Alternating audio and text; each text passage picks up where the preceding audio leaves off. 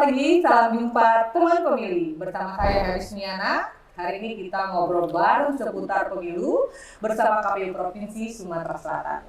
Hari ini kita sudah hadir di antara kita yaitu Bapak Hepriyadi, Ketua Divisi Hukum dan Pengawasan KPU Provinsi Sumatera Selatan. Selamat pagi Pak. Selamat pagi Bu Ana. Iya, apa kabarnya Pak? Alhamdulillah baik.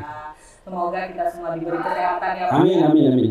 Ya Pak ya. Apalagi ini kayaknya KPU Provinsi Sumatera Selatan sudah semakin sibuk ya Pak. Betul, sibuk sekali ya. Apa saja Pak kesibukan menjelang 1 tahun ya Pak ya kurang Ya. lebih ya?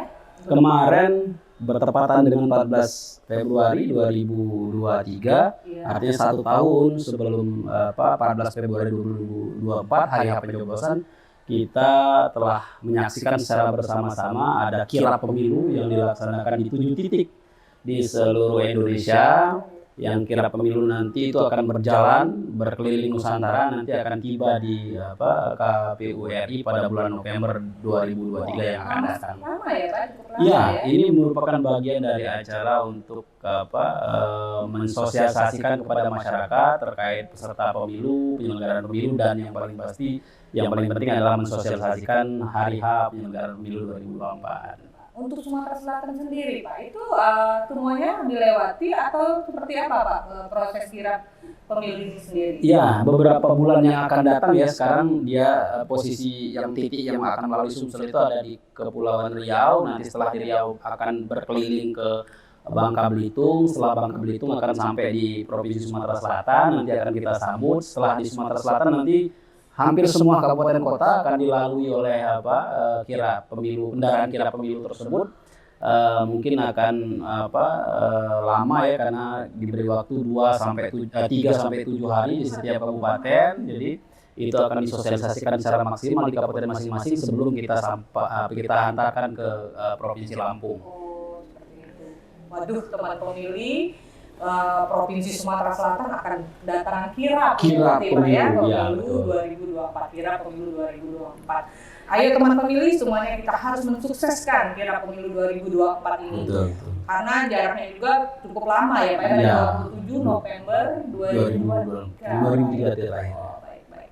Teman pemilih, seperti kita ketahui tadi di awal bahwasanya Bapak Hepriyadi adalah Ketua Divisi Hukum dan Pengawasan di KPU Provinsi Sumatera Selatan. Ini Pak Hepriyadi, teman-teman pemilih pastinya ingin tahu apa saja sih tugas dari dan wewenang dari Divisi Pengawasan dan Hukum di Provinsi Sumatera Selatan ini sendiri.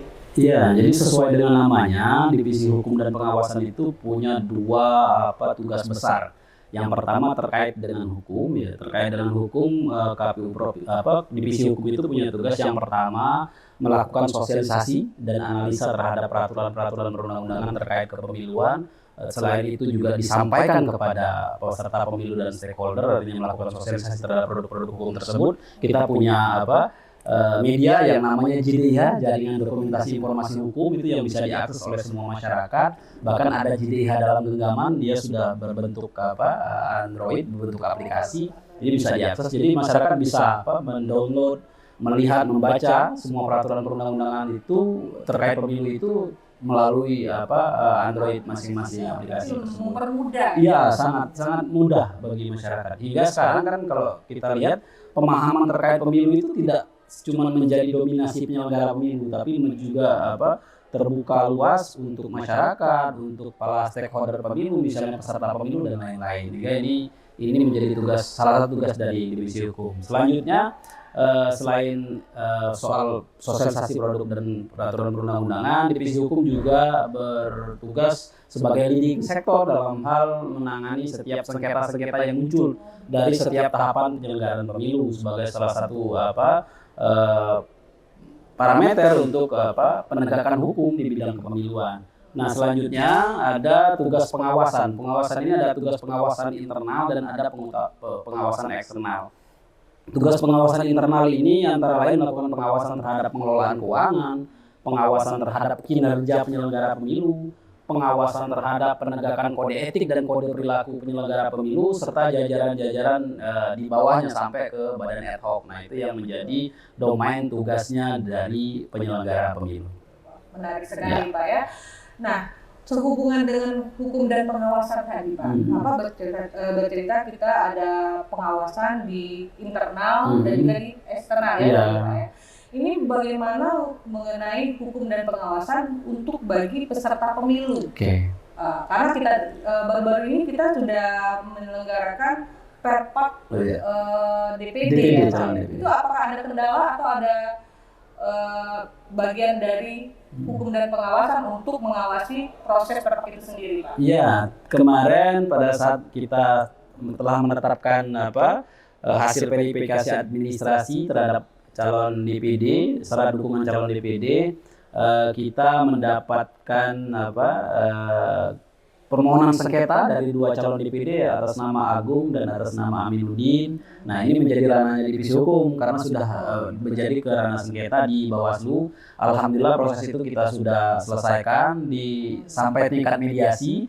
Di mediasi kita sepakat dengan para penggugat difasilitasi oleh Bawaslu bahwa pemohon kita berikan kesempatan untuk melakukan upload kembali terhadap dukungannya yang masih kurang dengan tenggat waktu 2 kali 24 jam setelah aplikasi Silon bisa digunakan kembali, dan itu sudah dilaksanakan. Jadi sengketa-sengketa seperti ini adalah bentuk kita memfasilitasi ketidakpuasan peserta pemilih maupun masyarakat terhadap kinerja yang dilakukan oleh KPU. Jadi kita tidak dapat menapi bahwa dalam proses menyelenggarakan tahapan penyelenggaraan pemilu, KPU juga tidak luput dari berbagai persoalan-persoalan. Jika persoalan-persoalan itu misalnya merugikan calon peserta pemilu, mereka dapat melakukan keberatan. Jadi keberatan itu bisa dilakukan dengan misalnya melaporkan adanya pelanggaran ke Bawaslu. Nanti Bawaslu akan memproses dan biasanya itu akan muncul rekomendasi Bawaslu kepada KPU provinsi. Nanti kita kaji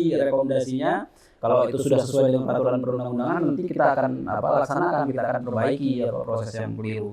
Selain itu juga ada mekanisme sengketa. Nah, sengketa ini dikenal 2, ada sengketa proses dan ada sengketa pemilu yang bersifat terstruktur, sistematis dan masif atau TSM. Kalau sengketa proses itu produknya adalah keputusan KPU.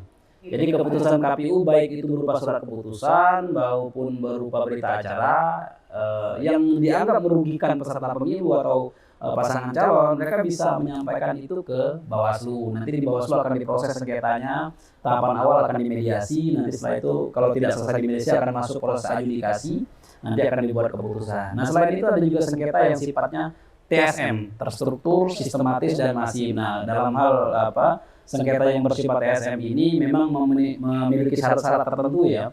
Misalnya dilakukan oleh penyelenggara atau pemerintah, misalnya yang melibatkan terjadi di hampir 50% plus 1 dari wilayah kerja KPU tersebut. Nah, itu nanti akan ditangani oleh Bawaslu dan juga akan dikeluarkan keputusan. Nah, selain sengketa itu juga sering muncul juga sengketa-sengketa tata usaha negara terhadap putus. Iya, banyak sekali karena memang persoalan hukum itu merupakan emergency exit ya. Jadi dia pintu keluar darurat kalau ternyata penyelenggaraan pemilu itu tidak memberikan rasa keadilan bagi peserta pemilu. Jadi ada pintu keluar daruratnya yaitu melalui gugatan-gugatan hukum. Nah, itu yang menjadi ranah divisi hukum dalam menghadapi sengketa-sengketa tersebut. Jadi menarik sekali Pak ya obrolan Pak Hepriyadi tadi, bahwasanya nantinya peserta pemilu yang tidak puas ataupun merasa tidak adil proses apapun itu, mereka bisa mendapatkan keadilan yang saya dengar tadi Bapak berbicara bagaimana transparansinya hukum itu, pengawasan dan hukum ini kepada peserta pemilu. Baik, terima kasih Pak Hepriyadi atas penjelasannya kepada kita semua nih teman pemilih. Jadi teman pemilih jangan ragu tadi seperti yang dibicarakan Pak Hepriyadi juga, apabila kita ingin mengetahui produk-produk hukum ya Pak Hepriyadi, bisa mendownload atau mendownload aplikasi JDIH.